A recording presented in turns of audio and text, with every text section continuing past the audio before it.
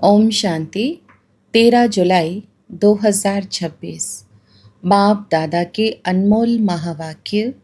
मीठे बच्चे, तुम बाप के पास आए हो अपनी जीवन हीरे समान बनाने। बाप की याद से ही ऐसी जीवन बनेगी। प्रश्न: नई दुनिया में ऊंच पद के लिए कौन सा एक मुख्य पुरुषार्थ करना है? उत्तर: बाबा कहते, मीठे बच्चे, जिन पुराने संबंधियों ने इतना दुखी किया, अब उनके मोह जाल से बुद्धि को निकाल एक मुझे याद करो। उनके साथ रहते भी मन को मेरे में लगाओ। मन मना भव का मंत्र सदा याद रखो तो तुम नई दुनिया में ऊंच पद पाएंगे। गीत: तूने रात गवाई। ओम शांति। जैसे बच्चों को सभी शास्त्रों का सार समझाते हैं, वैसे इन गीतों का भी सार तुमको समझाते हैं। वही सबका रूहानी बाप रूहानी बच्चों को ब्रह्मा तन से बैठ समझा रहे हैं। बाप समझाते हैं, हे बच्चों, तुम जानते हो हमारा हीरे जैसा जन्म बन रहा है।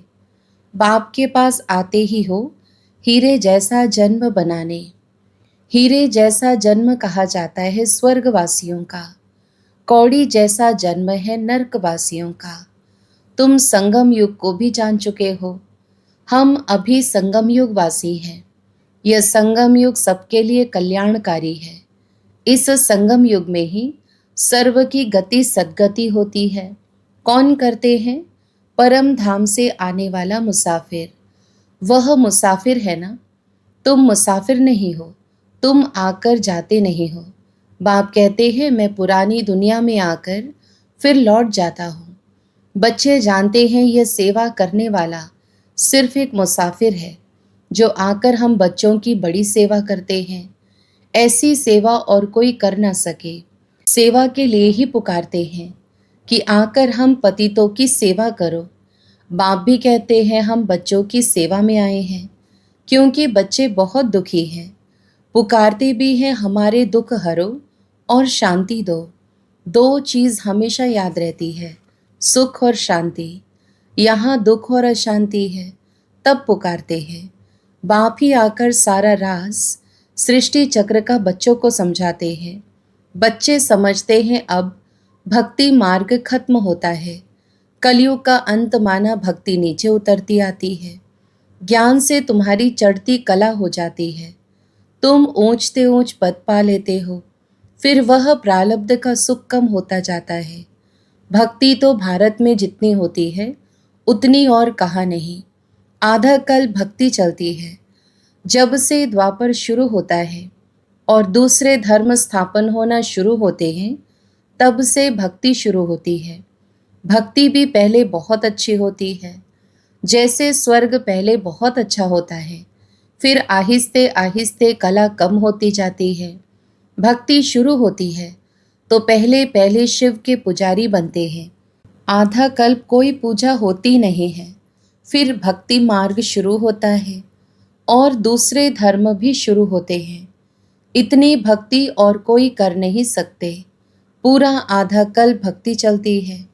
यह भी तुम बच्चे जानते हो कि बाप जो सबको, खास भारत को सद्गति देते हैं, स्वर्ग का मालिक बनाते हैं, वही दूर देश का मुसाफिर आया हुआ है हम बच्चों को फिर से स्वर्ग की बादशाही देने। वर्षा भी कितना ज़बरदस्त है, परंतु एक भी बात किसकी बुद्धि में नहीं बैठती। भारत में भक्ति कितनी करते हैं, कितने मंदिर हैं। भारत खंड में तो ढेर मंदिर हैं। अभी तुम जानते हो यह किसके मंदिर हैं? पहले पहले तो शिव बाबा का मंदिर बनता है, फिर बनते हैं देवताओं के। वह मंदिर भी तुम्हारे सामने खड़े हैं। एक तरफ शिव बाबा की पूजा करते रहते हैं, दूसरे तरफ शिव बाबा तुमको पूज्य बना रहे हैं। तुम यहाँ आए हो पूज्य देवता बनने। जो भी देवताओं के पुजारी हैं, वास्तव में वह भी आकर यहाँ ब्राह्मण बनेंगे। धीरे धीरे वृद्धि होती जाएगी। सभी इकट्ठे तो पढ़ ना सके, समय लगता है। कल्प पहले भी जिन्होंने पढ़ा होगा वही फिर पढ़ेंगे। एक दो को पढ़ाते रहना है। सबको बाप और सृष्टि के आदि मध्य अंत का नॉलेज सुनाते हैं, जिससे मनुष्य स्वर्ग का मालिक बन सकते हैं। सो आकर समझो, तुम बच्चों की बुद्धि में है कि यह नाटक कैसे चक्र लगाता है। कहानी कोई लाखों वर्ष की तो नहीं सुना सकते। तुम जानते हो 5000 वर्ष पहले क्या था, किसका राज्य था? भारत में हम पूज्य देवी देवताओं का राज्य था। याद आया ना? हम पूज्य थे, फिर पुजारी बने। आगे यह पता नहीं था। हम सब पूज्य देवता थे, फिर हमने 84 जन्म लिए। 84 जन्मों की कहानी लक्ष्मी नारायण की है। तुम अपने 84 जन्मों की कहानी सुनाते हो। उनको तो अपनी कहानी बैठ लिखने में बहुत समय लगता है। तुम 1 मिनट में 84 जन्मों की कहानी बता सकते हो। वह तो एक जन्म की कहानी लिखते हैं।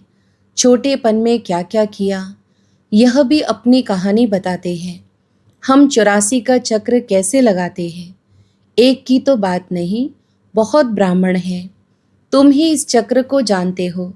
इस चक्र को जानने से तुम राजा रानी बनते हो और फिर औरों को बनाते भी हो। भक्ति भी भारतवासियों जैसी कोई नहीं करते हैं। और जो भी मठ पंथ धर्म आदि हैं, वह हमारे भक्ति के समय स्थापन होते हैं। पहले पहले हमारा कितना छोटा फूलों का झाड़ था, रूहानी गार्डन था। तुम चैतन्य फूल थे। इनको कहा जाता है फूलों का बगीचा। फिर वही कांटों का बगीचा होता जाता है। इस समय सब कांटे बन गए हैं। फिर कांटों से फूल कैसे बनना है, सो बाप बैठ समझाते हैं। एक दो को दुख देना, कांटा लगाना है। Student life is the best कहा जाता है। वह बहुत अच्छी होती है। बच्चे बच्चियां बड़ी खुशी में पढ़ते रहते हैं। शादी की और एक दो को कांटा लगाना शुरू किया। सतयुग में कोई कांटा नहीं लगाते। अभी तुम फिर फूल बनते हो। तुम जानते हो भारत स्वर्ग था तो कितने अपार सुख थे। सोने की खानियां थी, अभी वह खाली हो गई हैं। फिर तुमको सोना भरपूर मिलेगा। भारत में ही सोने हीरे जवाहरात की खानियां थी। उस समय अमेरिका आदि कुछ भी नहीं होता, बॉम्बे भी नहीं होती। वंडर है ना, कलयुग के अंत में कुछ भी सोना देखने में नहीं आता। फिर सतयुग आदि में इतनी सोने की खानियां भरतू हो जाती है, सोने के महल बन जाते हैं। वंडर है ना, वहाँ खानियों से कितना ढेर सोना निकालते हैं। जैसे यहाँ मिट्टी की ईंटें बनती हैं, वैसे वहाँ सोने की ईंटें बनती हैं। माया मच्छंदर का खेल दिखाते हैं ना, ध्यान में देखा, यहाँ तो सोना ही सोना है। बरोबर सतयुग में सोना होगा। यहाँ तो देखो, मिट्टी की ईंटें भी नहीं मिलती हैं। जितनी यहाँ ईंटें पैसे से मिलती हैं, उतनी वहाँ सोने की ईंटें मुफ्त मिलती हैं। रात दिन का फर्क है। तो क्यों नहीं पुरुषार्थ करना चाहिए नई दुनिया में ऊंच पद पाने का? यहाँ मोह जाल में क्यों फंसे? बाप कहते हैं पुराने संबंधों में तुम कितना दुख उठाते हो। बाबा ऐसे नहीं कहते कि इनको छोड़ दो, सिर्फ बुद्धि योग एक बाप से लगाओ तो तुम विश्व के मालिक बन जाएंगे। मन मनाभव का अर्थ ही है मुझे याद करो और विष्णु चतुर्भुज को अर्थात विष्णुपुरी को याद करो। मूल है ही एक अक्षर। भक्ति मार्ग में तो ढेर पंचायत है। अभी तुम सब आत्माएं आशिक हो एक माशुक परमपिता परमात्मा के। वह तुमको सुखधाम का मालिक बनाते हैं। सब आत्माएं उनको याद करते हैं। तुम रूहानी आशिक, रूहानी माशुक के एक ही बार बनते हो। बाकी तो सब मनुष्य है जिस्मानी आशिक माशुक। अभी बेहद के आशिक को बेहद का माशुक आकर मिला है। उनको कहते भी हैं आओ, आकर हमको पतित से पावन बनाओ। एक को ही पुकारते हैं। तुम जानते हो हमारी आत्मा पतित बनी है, इसलिए पुकारते हैं पतित पावन आओ। कुंभ का मेला लगता है, कितने जाकर गंगा स्नान करते हैं, फायदा कुछ भी नहीं, पावन कोई भी बनता नहीं। अभी बाप आकर ज्ञान वर्षा करते हैं। तुम्हारे ऊपर ज्ञान की वर्षा हो रही है, जिससे फिर कांटों का जंगल फूलों का बगीचा बन जाएगा। तुम जानते हो, हमारा जब राज्य होगा तो वहाँ कोई पतित होगा ही नहीं। सारे विश्व पर ज्ञान वर्षा हो जाती है, सब कुछ हरा भरा हो जाता है, खानियाँ भी हीरे जवाहरातों की नई बन जाती है। अब तुम बच्चों को कितना खुशी में रहना चाहिए। सम्मुख देखते हो, बेहद का बाप बैठ समझाते हैं कि तुम मुझे याद करो तो तुम्हारे विकर्म विनाश होंगे। भल तुम कहाँ भी बैठो, स्नान करो, बुद्धि में बाप की याद रहे। वहाँ तो याद करने की फुर्सत है। बाप को जितना याद करेंगे उतनी कमाई है, याद से ही कमाई है। ऐसा कभी सुना कि याद से कमाई होती है? कितनी बड़ी कमाई है। तुम विष्णुपुरी के मालिक बन जाएंगे। तुम जानते हो, हम आत्माओं का बाप निराकार है। उसने इस शरीर का आधार लिया है। भागीरथ का भी वर्णन है ना, भाग्यशाली रथ, जिस रथ पर परमपिता की परम आत्मा सवार होती है। आत्मा का रथ जब तैयार होता है तो झट आत्मा आकर प्रवेश करती है। बाप को तो इस रथ में आकर सिर्फ नॉलेज देनी है। इनके भी बहुत जन्मों के अंत के जन्म में जब वानप्रस्थ अवस्था होती है, तब बाप कहते हैं मैं आकर इनमें प्रवेश करता हूँ अथवा इस रथ में विराजमान होता हूँ। बाकी कोई घोड़े गाड़ी के रथ की बात नहीं है। अभी तुमको यह ज्ञान मिला है। बाप बैठ सम्मुख तुम बच्चों को समझाते हैं। तुमको तो बहुत खुशी होनी चाहिए। आईसीएस का इम्तिहान पढ़ते हैं तो बड़ा नशा रहता है। वह होता है सबसे ऊंच इम्तिहान। तुम्हारी भी यह पढ़ाई है। यह भगवान की पाठशाला है। अब प्रश्न उठता है, भगवान कौन? क्या श्री कृष्ण या शिव बाबा? सबका भगवान कौन है? सिवाय एक निराकार के सब तो श्री कृष्ण को मानेंगे नहीं। सभी आत्माओं का बाप वह निराकार परमपिता परमात्मा है। वह सदैव परमधाम में रहते हैं। एक ही बार आते हैं बच्चों को स्वर्ग का मालिक बनाने। तुम जानते हो, वही बाबा कल्प कल्प आकर हमको रंक से राव बनाते हैं।